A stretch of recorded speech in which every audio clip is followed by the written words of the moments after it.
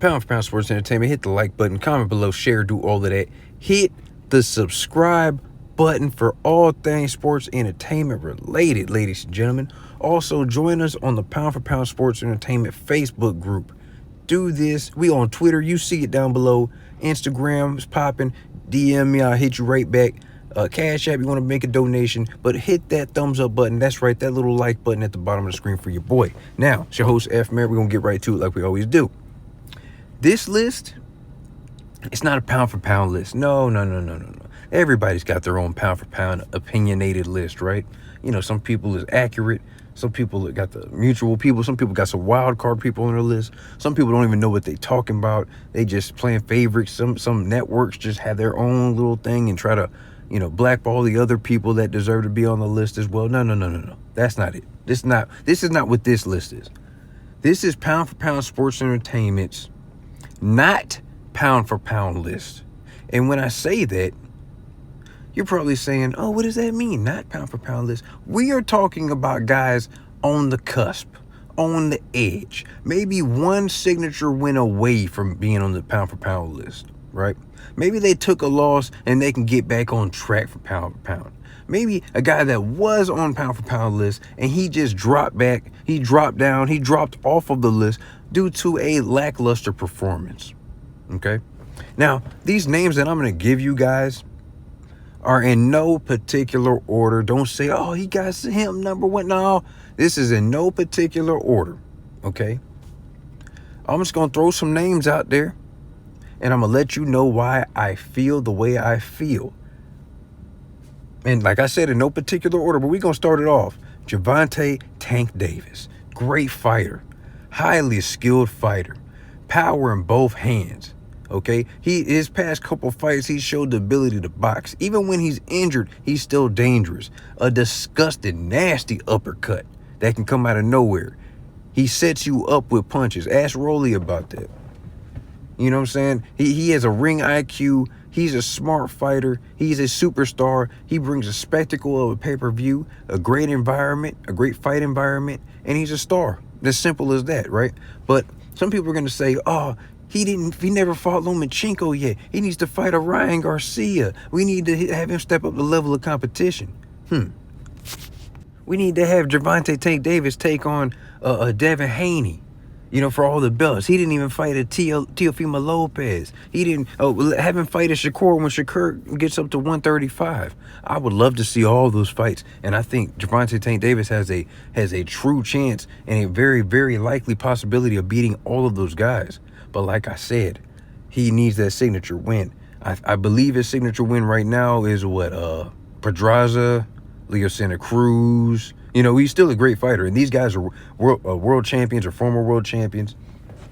Nothing wrong with that, but he needs, some people are going to say he needs that step up, and I think he's one win away from actually officially being on that pound for pound list. I believe he's a 3-division world champion. I think 3 or 4, one of those. Don't quote me on that, but I do believe he's one win away from actually joining the official pound for pound ranking. Okay, so that's Mr. Jovante Tank Davis. Who else we got on the list? I think Teofimo Lopez. Okay, he beat the boogeyman and some he beat the number 1 pound for pound guy on some people's list. I know ESPN had Vasyl Lomachenko as one of the number 1 pound for pound fighters in the world. And Teofimo Lopez beat him. Now, he lost. I think it was a split decision against Kambosos. Great fight. Got dropped early. Dropped Kambosos late. Almost stopped Kambosos, but he came up short because of a bad game plan. All right? The game plan wasn't right. Wasn't focused. He was doing too much trying to market market and promote the fight. It was just a lot of confusion. He had a lot of things going on. He had, the esophagus situation, which he later revealed. But listen, he's going to 140. He's going to be bigger. He's going to be stronger. He's going to be more focused, more determined. And I believe he's taking on a Pedro Campo down in Miami in August. So I'm looking for that. I'm looking forward to seeing Teofimo get back in the winning column. Let's get back on track, ladies and gentlemen. And I think he's honestly, if he can get Pedro Campo up out of there and then maybe get a Josh Taylor and possibly become undisputed and official. I'm going to say it again, an official undisputed, because he was a unified champion at 135, but he has a possibility of becoming he has a possibility of becoming a official undisputed world champion at 140 if he defeats Josh Taylor. If that fight happens, he's on the pound for pound list. Okay, I think he's on the pound for pound list again, because he was on the pound for pound list since he took out Vasyl Lomachenko. Okay, that's so far we got Tank, we got Teo. Who else can we put on this list? Josh Taylor. I got Josh Taylor on this list due to a lackluster performance in which I personally think he lost. A lot of people thought he lost against Jack Catterall. Close fight. I had Jack Catterall winning by maybe 1 or 2 rounds, but I mean, it is what it is. Listen, man, he won the fight. He won the fight. Okay, he's happy that he won the fight, but he's on Twitter saying, hey, you know what? We're going to run this back. I want to fight Jack Catterall again because I'm tired of the naysayers and everyone saying that I lost this fight. So, I mean, I think I'm not sure who he's taking on, but he's saying he's staying at 140. He's going to give Jack Catterall his rematch after this fight that he has lined up. And then we can, then hopefully he can avenge that, convince people that he is still the real deal. Maybe he had a bad camp. Maybe he, didn't use nutritionists. Maybe he had a hard time making weight. I don't know what the excuse was. Bottom line, it wasn't a great performance, and I'm ready to see Josh Taylor get back in the winner column. Well, no, get back in the just get back to a phenomenal performance and look great. Okay, so hopefully if he beats Jack Catterall again, hey, put him back on the pound for pound list. He still is a undisputed world champion at 140. Next on the list is one-time Keith Thurman. That's right, the former unified welterweight champion of the world, Keith one-time Thurman. The reason why I bring up Keith one-time Thurman is because he used to be the man at the welterweight division. Unified WBA, WBC welterweight champion of the world, took out Sean Porter, Danny Garcia. I mean, an undefeated, a one-loss Sean Porter and an undefeated Danny Garcia. Before Errol Spence did it, before Terrence Crawford took out Sean Porter, he was the man hands down, okay? Now, injuries have plagued him a little bit. He just came off of a loss to a split decision loss to Manny Pacquiao. He had hand surgery, came back from that, took on a Mario Barrios, 12-round slacking. He looked phenomenal. He looked determined. I think he's one win away from being back on that pound-for-pound list. If he somehow, some way, he ends up beating a Terrence Crawford or an Errol Spence, he's back on that pound-for-pound list. The same way how Terrence Crawford and Errol Spence are on this pound-for-pound list.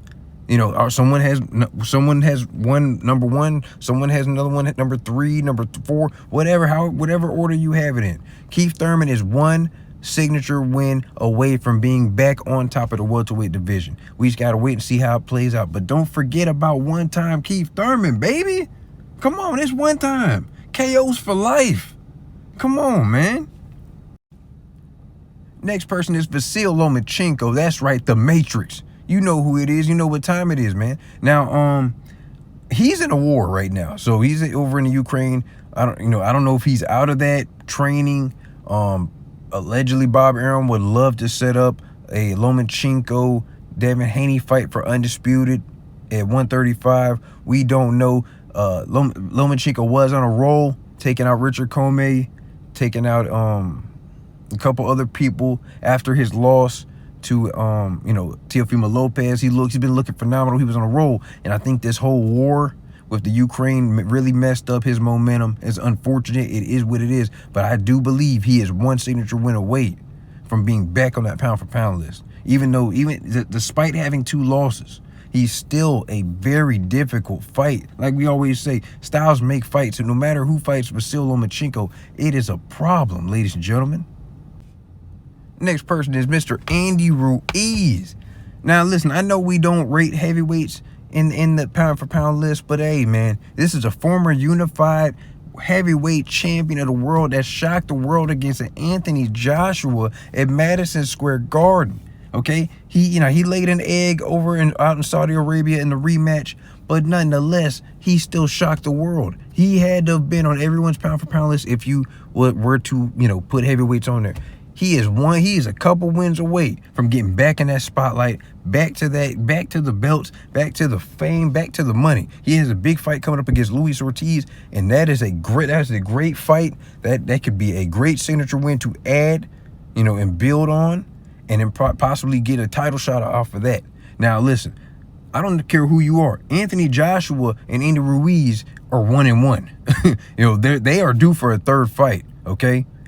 I mean, listen, Anthony Joshua won the rematch by points. Andy Ruiz beat the living dog crap out of Anthony Joshua, dropped him 4 times and embarrassed him. He embarrassed him, okay? So they're definitely due. Now, if Andy Ruiz can get past a Luis Ortiz and then go in there and beat maybe a Deontay Wilder, maybe a Tyson Fury, maybe a AJ for the third time, we'll see. But, man, listen, he would be right on that pound-for-pound list, okay? Next person. It's pretty obvious. Mr. Anthony Joshua. He has his rematch. He's undefeated in rematches, baby. Like I just said. He beat Andy Ruiz in Saudi Arabia. Matter of fact, it's the same place that he's having his rematch with Usyk in. Okay? Now, if Anthony Joshua, the two-time heavyweight champion, two-time unified heavyweight champion, if he goes in there to Saudi Arabia and beats Usyk, gets his belts back again, and possibly sets up an undisputed fight with Tyson Fury. Oh Lord, he's on the undisputed. I mean, he's on the pound for pound list without hesitation. He's right there. Okay, Anthony Joshua just has to handle his business. He has to go in there and fight like a big man. Fight like the big man. Stay behind your jab, mix it up, try to bully Usyk. You were not only a heavyweight, you were super heavyweight. Okay, you got Robert Garcia in your corner. Different mindset, this time off. I know he's been training, he's been focused, he's been thinking about this loss. Everything is right there. You can either win it all back or lose it all in the same night. Okay, the stakes is high, ladies and gentlemen. So that's Mr. Anthony Joshua. He's one win away from being right back on that pound for pound list.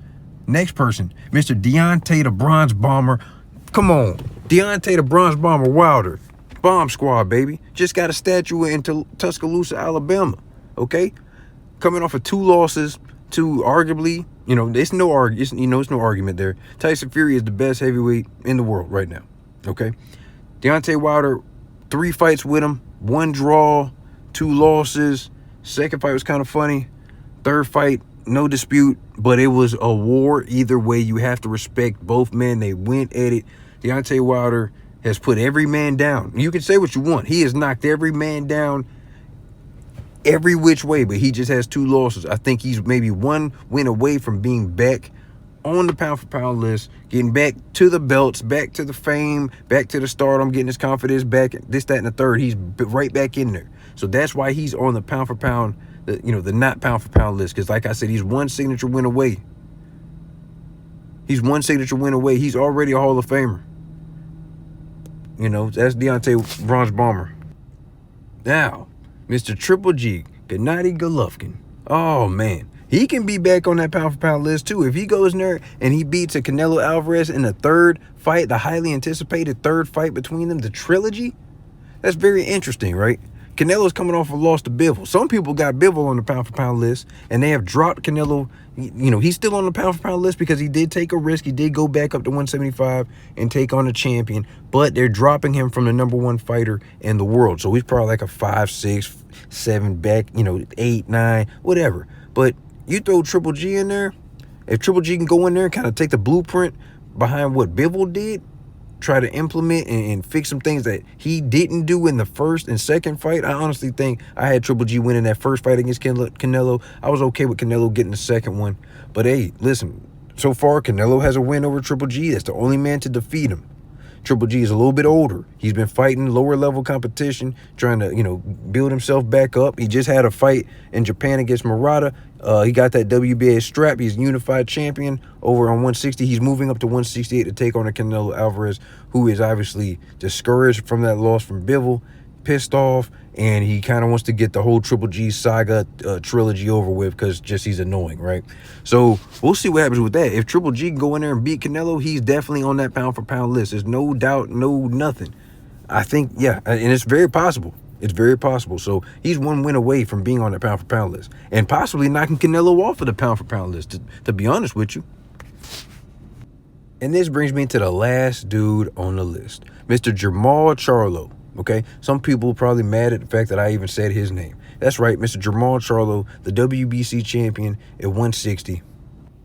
I truly believe Mr. Jamal Charlo is 1 or 2 wins away from being on the pound-for-pound list, man. Listen, if he could beat a Demetrius Andrade, if he could somehow get a Jaime Munguia in the ring, in which they tried to, his trainer and manager, Mr. Ronnie Shields, came out and said the fight was almost done. Oscar De La Hoya messed that up. Showtime was going to have the fight, but Oscar De La Hoya wanted the zone involved, and that's what messed up the whole fight. Okay, so we could have had a Mr. Jamal Charlo against Jaime Munguia. Jamal Charlo has been calling out Triple G for years, been calling out Canelo for years. He is waiting on these guys. He needs these big wins. Come on, man. At 160, some people said Jamal Charlo's legacy at 160 has been very, very lackluster. But if you really think about it, he beat a Dermachenko, who a lot of people had Dermachenko beating Triple G when they fought. And Jamal Charlo has also beat Dennis Hogan, who a lot of people had Dennis Hogan beating Jaime Munguia. Okay? Don't forget, Dermachenko is the same dude that Canelo did not want to fight. Canelo ended up, I think he got strapped for the IBF. Yeah, he got stripped of the IBF strap because he did not like Dermachenko's style. Jamal Charlo went in there and beat him. Not only beat him, he beat up Dermachenko. He stopped Dennis Hogan. He made Dennis Hogan do a backflip in that ring. Okay? But what we don't have at 160 is the big names. We need an Andrade. Rivalry, backstory, great little spectacle. We need a Triple G. That would be that would be a war. We need a Jaime Munguia. That's a war. That's the fights that we need for Jamal Charlo at 160. Unfortunately, the politics of boxing, the business of boxing, it is what it is, ladies and gentlemen. But those are my 10 not pound for pound list. We got Lomachenko, Teofimo Lopez, Jovante Davis, Josh Taylor, Triple G, Keith one-time Thurman, Deontay Wilder, Anthony Joshua, Andy Ruiz, Jamal Charlo. These guys, that's it. That's the not pound for pound list. Hit that like button, comment below, share, do all of that. Hit the subscribe button for all things sports entertainment related. It's your host, F. Merritt. I appreciate y'all. Pound for pound, sports entertainment. I'm gone.